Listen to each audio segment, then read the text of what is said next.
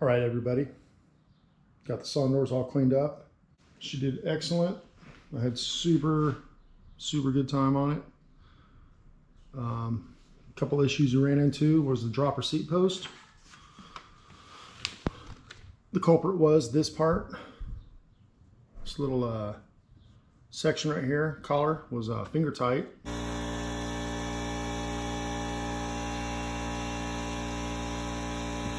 Maybe that's a problem. I don't know. So I totally took the seat post all the way out. Checked to make sure that the cable wasn't getting bound up anywhere, which it wasn't. And it was this. This was loose. It was like finger tight. So that little collar right there with the seal on it. I sprayed it down with some soapy water to check for leaks. No leaks. Tightened it up, and it's good to go. These screws right here, I mentioned that they came loose. I noticed them on the rack after I got back from the ride. I just reinserted them with some blue Loctite on them.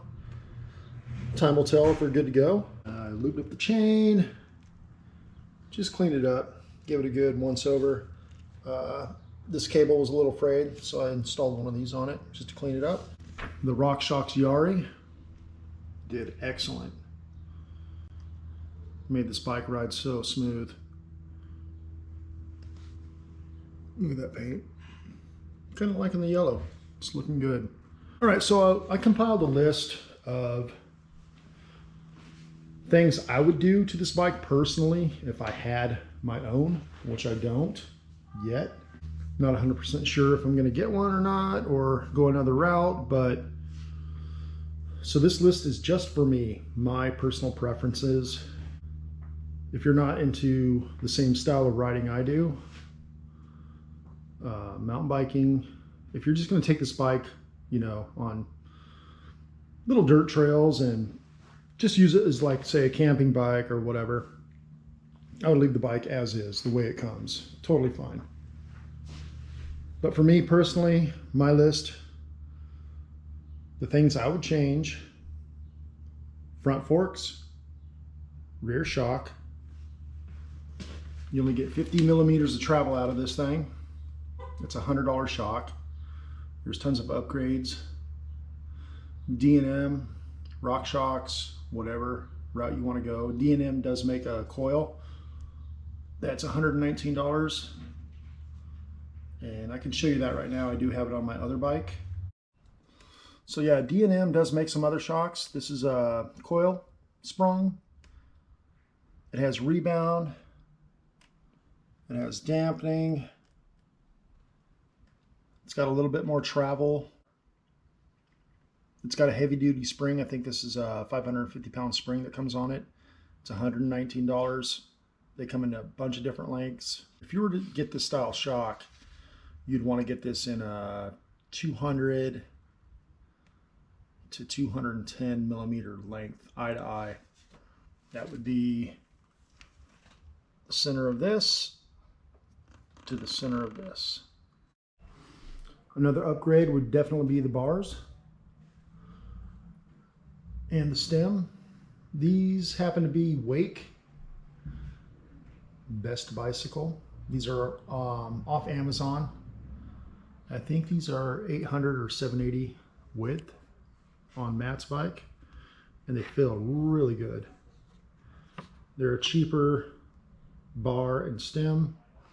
I believe his stem is 35 millimeters in length, but you can find anything on Amazon comparable in that length and those widths. Also on this bike I have, this bike's for sale by the way, this Iron Horse. It's a little small for me. This bike does have the same bars that Matt has on his, the Wake Comp Series aluminum and 780 mil. You know, this is a 50 millimeter stem. You can do something like that on the Rockstar. All right, another thing you can change out is the grips. These are actually the stock grips that came on this bike. Matt still has them on here. Nothing wrong with them. Brakes. So these brakes, they're not the best. They are Tektros. They're only dual piston, so that means one piston on one side, one piston on the other of the caliper. Most brakes now are quad caliper. You'd have two pistons per side.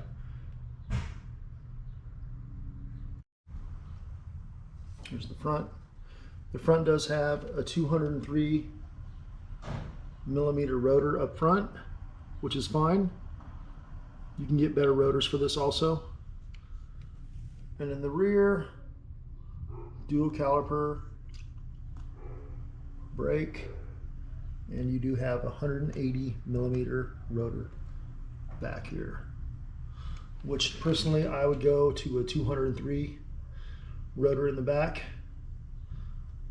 a little beefier.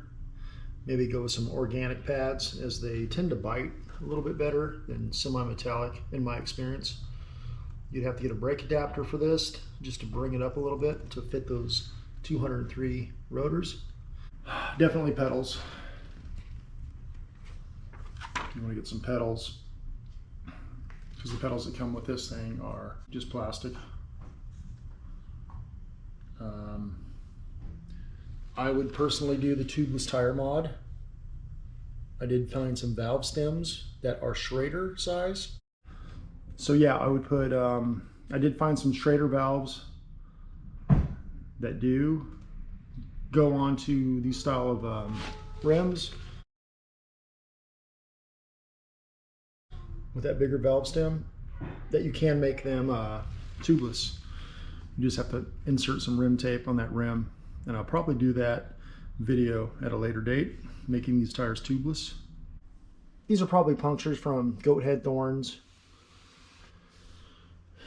And these tires are tubeless, but they do run sealant, so you can run over thorns all day long and not worry about a flat. That's the advantage of tubeless. Also with tubeless, you can run less air pressure, so you don't have to worry about pinching your tube like rimming a rock or something like that. So I would do that. Like I said, you don't have to. This is just me. Tubeless over tube tires advantage.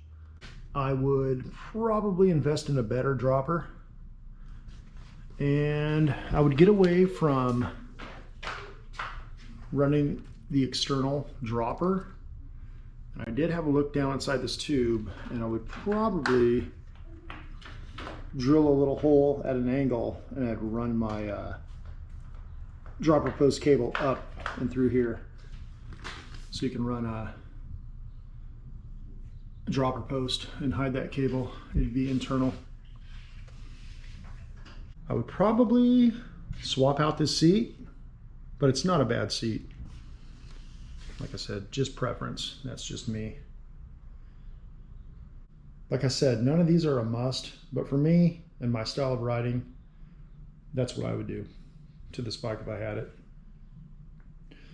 Also, you want to check all nuts and bolts, blue Loctite everything, all your threads, grease your headsets, lube your chain, all that stuff.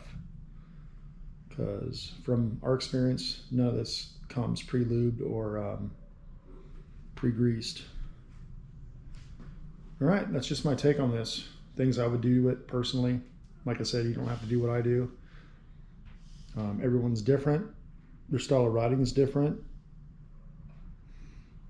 But yeah, hope you enjoy this.